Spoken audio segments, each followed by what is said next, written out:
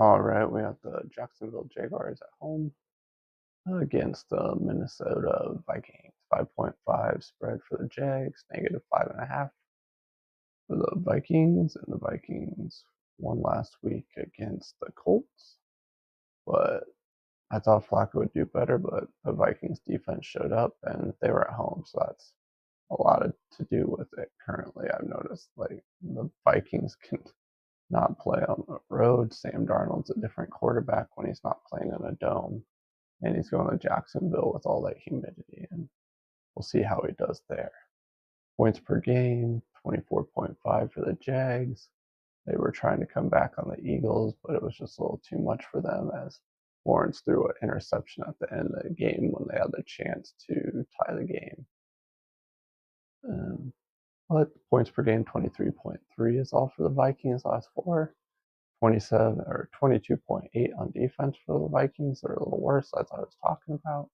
They don't play great on the road, but the Jags are giving up 27.3 on defense, which is worse.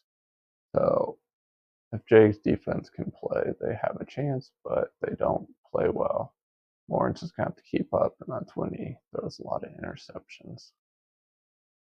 If you look at total expected points, it's negative 2.6 for the Jags, negative 0.1 for the Vikings, and that would be a 2.5 spread for the Vikings is all, and that's a 3-point margin for the Vikings.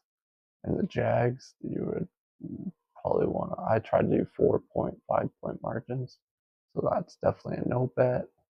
The negative 5.5 plus 5.5 are not long teaser numbers, so you're not going to play a teaser with those numbers.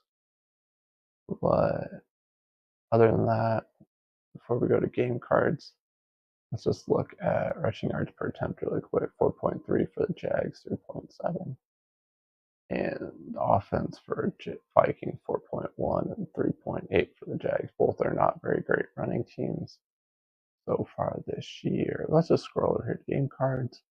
Basically, all are green for the Vikings, 51.2% chance of winning after all our simulations of points and offense.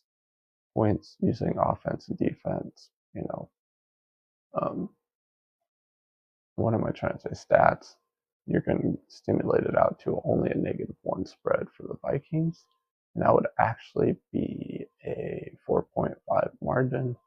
So based on that, if you're going to bet that way with simulations, then it would be a 4.5-point spread for the Jags, and that would be a bet. But my model currently has, I'll just tell you, the spread at only 4.5 plus 4.5 for the Jags, so it wouldn't be a bet. So I won't be betting this at all. Since they're all green, the only thing that's green for Jags in our game card after simulations is 7.5 yards per play compared to the Vikings 7.1.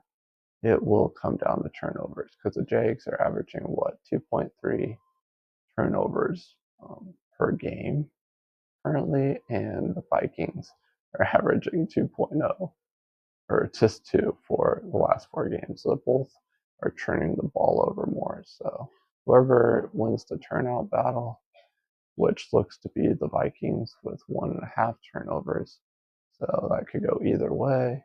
And the Jaguars 2.0, and those are both simulation numbers. So either way, this could be a big turnover game. And if Jags can not turn it over, or the Vikings, whoever turns the ball over less in this game will definitely probably win. Just because based on our simulations, it's basically a toss-up game. Otherwise, that's it for this video, really. I'm not betting this game, but if you do, good luck. My name's Jordy. You've been watching Batman Sports Betting, and I'll see you in the next video.